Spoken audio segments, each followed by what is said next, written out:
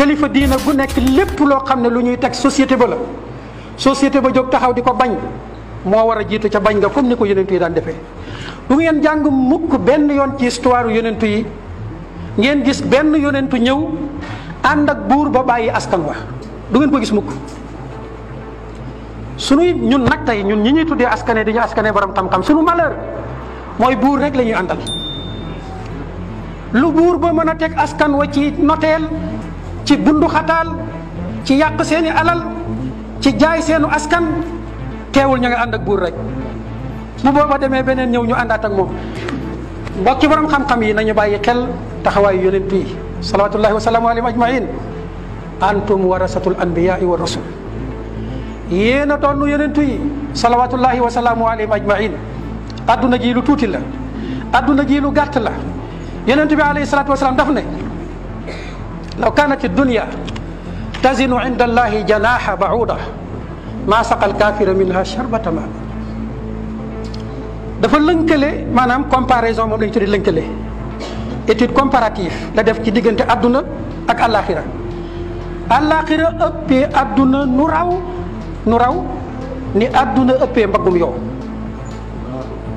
waaw. mu gis ne kon ndeke adduna du dara fa yàlla subhanahu wa taala.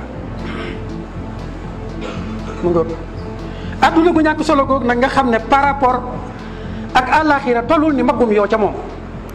warul laa jaral nga yàq sa adduna warul laa jaral nga yàq sa diina warul laa jaral nga yàq sa àllaaxira ga nga jëm yal nañ ci yàlla musal.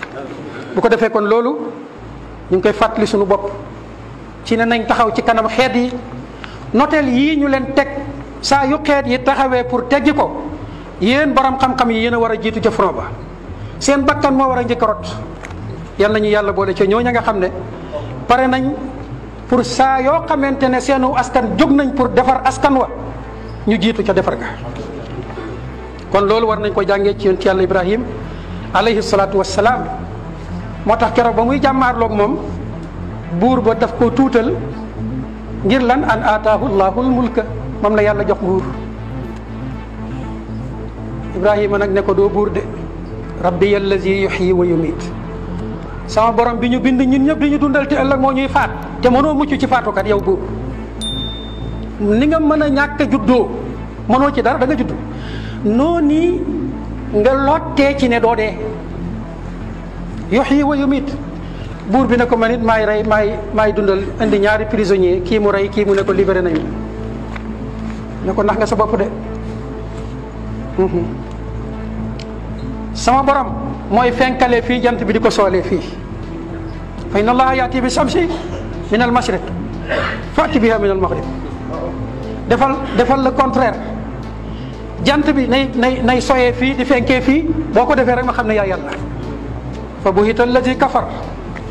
kon gis nga kooku wooteem ca sommet ba la dem ca bopp ba. ñoom nag boo gisee ñu mënoon a woo bopp yi mooy soxlaa luñ leen woon dara lañ leen soxlaa lu toll. lekk li ñuy tuddee ci ñun ngurbaan ak móoni ak lekkub soos ñoo yem fa ñoom. dañ naan sax ngurbaan moo leen gënal soos boo xam ne day bàyyi ko ci àq. loolaa waraloon ñu mënoon a taxawaay yii. ñoom daawuñ nattee mbir yi ci ay mesures matérielles déedéet beneen nattukaay lañ yoroon muy lan ngëm yàlla subhanahu wa taala. ñun nag tey suñ lépp dañ koy natt ci lan matériel. moo tax itam ñi ñu ëpp matériel jënd nañ ñu moom nañu jël nañ seen kàddu màbbee ko suñu kàddu. yàlla ñu yàlla boole ci ndono Ibrahim alayhi salatu wassalaam.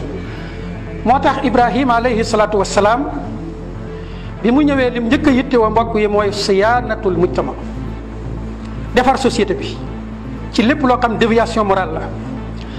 defar société bi pour ñu am njiit bu jub goo xam ne dañ koy def njumtukaay ak njiit njumtukaay la pour lan samp dëgg neenal caaxaan.